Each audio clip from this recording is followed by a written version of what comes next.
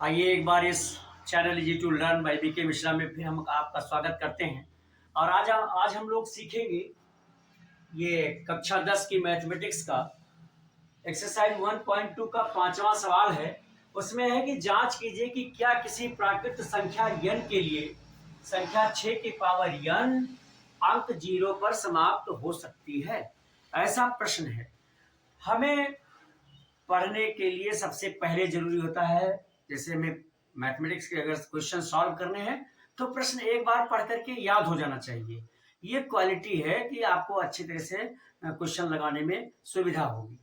और दूसरी चीज ये है कि हम लोगों की जो आदत है एक कॉपी करने की, कि कहीं से मिल गया उसको कर लिया, नहीं, एग्जाम्पल देख करके कॉपी ना करें, बल्कि एक बार समझने का प्रयास करें। एक बार समझ करके आप हजारों क्वेश्चन एक तरह के लगा सकते हैं, और बार बार कॉपी करके आप 1000 या 10 क्वेश्चन भी जब भी हमें लगाना होगा तो हमें कॉपी ही करना पड़ेगा। इसलिए हमें कोशिश करनी होती है, सबसे पहले कोशिश करना चाहिए। रोशनी नहीं वह पाता है जो बत्ती नहीं जलाता है, अर्थात टॉर्च हाथ में है, बिना लाइट न उसके स्विच ऑन किए हुए प्रकाश नहीं मिल सकता। उसी तरह से सारी चीजें आपके साथ हों, लेकिन अपनी कोशिश जब आप करेंगे तब आपको कोई बात समझ में आएगी। तो आइए आज हम इसके लिए देखते हैं। सबसे पहले तो हम ये जानते हैं कि 6 की पावर n, इसका हल देखेंगे। सबसे पहले मुझे ये पता है कि 6 की पावर n ये कोई हो, 6 का हमें गुणांक देखना है, 6 का जो अभाज्य गुणनखंड है यानी जो उसके फैक्टर हैं वो हमें देखना है। तो ये इसको हम इस तरह से भी लिख सकते हैं कि 2 इंटू 3 की पावर n। अब हमें ये भी पता है कि किसी n का मतलब ये हम एक भी ले सकते हैं, दो ले सकते हैं, तीन ले सकते हैं, चार ले सकते हैं। तो कोई भी संख्या इसका मतलब है कि हम उस संख्या को उतनी बार टाइम्स गुणा करेंगे आपस में जितना ये लिखा होगा। अब हमें देखना क्या है, वास्तव में जो जिस संख्या पर ये घात लगी है, जिस पर ये पावर लगी है, क्या उसका जो अभाज्य गुणनखंड है वो 2 और 5 है। यदि 2 और 5 दोनों होगा, तब जो है 6 की घात n या कोई भी नंबर लिखा हो उसकी घात अगर n लिखा है तो वो 0 पर तब समाप्त होगी जब उसका अभाज्य गुणनखंड 2 और 5 दोनों होगा। अगर दोनों है तो 0 पर समाप्त होगी, और अगर नहीं है तो 0 पर समाप्त नहीं होगी। तो हमने देखा कि 6 का गुणनखंड जो अभाज्य गुणनखंड है वो 2 और 3 है, इसलिए ये कभी भी 0 पर समाप्त नहीं होगी। अभी हम मान लो हमें एक एग्जाम्पल के तौर पर देखना है किसी का भी। हम मान लो अगर 2 की पावर n लिखते हैं, n का मतलब कुछ भी लिख लेते हैं, 2 की पावर 2, तो ये 0 पर नहीं समाप्त हो रही है, 2 दूनी 4 हो जा रहा है। अगर हमने इस n को जो है 2 की पावर 3 मान लिया तो भी हमारा ये 8 हो गया। इस तरह से हम देखेंगे। या हम अगर 5 को भी देखें, अगर किसी के दिमाग में हो कि केवल इसका गुणनखंड अगर 5 या 2 है, केवल एक होने से तो होगा, ऐसा भी नहीं है। क्योंकि 5 पर अगर हम मान लो 2 पावर लगाते हैं तो 5 गुणे 5 यानी ये हो जाएगा 25। और इसी तरह से हम 5 पर अगर 3 पावर लगाएंगे तो ये हो जाएगा 5 गुणे 5 यानी 125।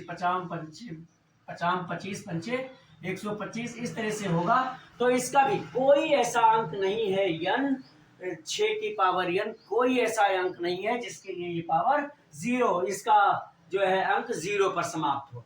लेकिन अगर इसका फैक्टर जो भी यहाँ दिया हुआ है उसका फैक्टर 2 और 5 दोनों है, 2 और 5 दो होने का मतलब यानी 2 और 5 अगर ये दोनों है तो इस पर अगर एक ही घात लगी है तो भी ये 10 हो जाएगा, अंक 0 पर समाप्त हुआ। 2 और 5 अगर दोनों है और इस पर घात 2 लगी है तो भी ये हो जाएगा 2 गुणे 2 गुणे 5 और गुणे 5, तो 50 25, 25 दूना 50 दूनी 100, ये भी 0 पर समाप्त होगा। इसलिए जो भी अगर आपसे किसी प्रश्न में कभी भी पूछा जा सकता है कि जांच कीजिए कि क्या किसी प्राकृतिक संख्या n के लिए संख्या कोई भी लिखी हो, यहाँ जो भी 1 2 3 4 5 6, सॉरी 1 को छोड़ करके 2 3 4 5 6 7 8 9 10 जो भी लिखा होगा, अगर उसकी पावर n है 0 पर समाप्त होगी, तो उसकी केवल एक कंडीशन है, यदि उसका गुणनखंड 2 और 5 दोनों होता है तो उसका जो है 0 पर।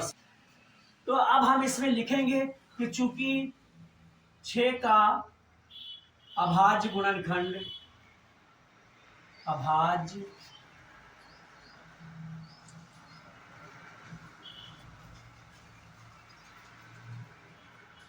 गुणनखंड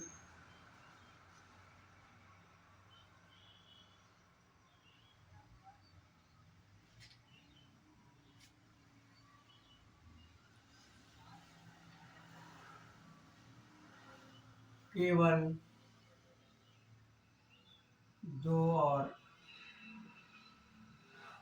3 है, अतः यह शून्य पर समाप्त नहीं होगा।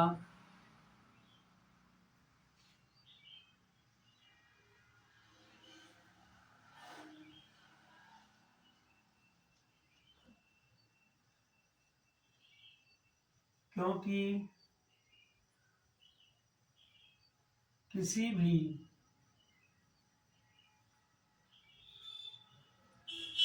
संख्या के लिए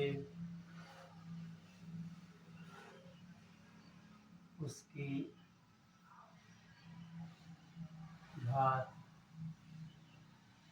n शून्य पर तब समाप्त होगी जब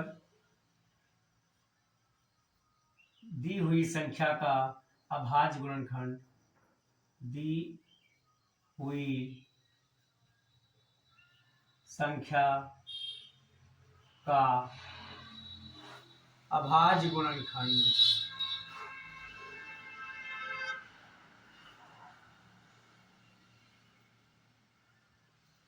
शून्य 2 और 5 2 और 5 मतलब हम ये देखेंगे कि कोई भी आवाज कोई भी संख्या दी है उसका अगर पावर लगा है n और पूछा जा रहा है कि किस प्राकृतिक संख्या के लिए n 6 की पावर n अंक 0 पर समाप्त होगा, तो ऐसी कोई संख्या नहीं है, क्योंकि उसके लिए हमें देखना है कि जिस पर ये पावर लगी है उसका गुणनखंड 2 और 5 अवश्य होना चाहिए, तभी वह संख्या 0 पर समाप्त होगी। अब अगर ये मेरे बताने का तरीका ये कोई भी संख्या होगी, ध्यान रखेंगे इस बात का कि इसका गुणनखंड 2 और 5 जरूर होना चाहिए, तभी संख्या 0 पर समाप्त होगी, पावर कोई भी हो। अब अगर ये मेरे बताने का तरीका आपको अच्छा लगा हो, समझ में आया हो, तो मेरे इस वीडियो को लाइक कर दें, चैनल को सब्सक्राइब न किया हो तो सब्सक्राइब कर दें और अपने मित्रों को भी शेयर कर दें, और ये दोनों ने भी सब्सक्राइब न किया हो तो उसे भी करने के लिए बोल दें। और आपकी किसी भी तरह की समस्या हो मैथमेटिक्स की या फिजिक्स के न्यूमेरिकल में या इंग्लिश के ग्रामर में, हिंदी के व्याकरण में, तो आप मुझे लिख करके मेरे व्हाट्सएप नंबर 9452510385 पर लिख कर भेजें, सॉल्यूशन आप तक अवश्य मिलेगा। अब तक मेरे साथ इस वीडियो में बने रहने के लिए बहुत बहुत धन्यवाद।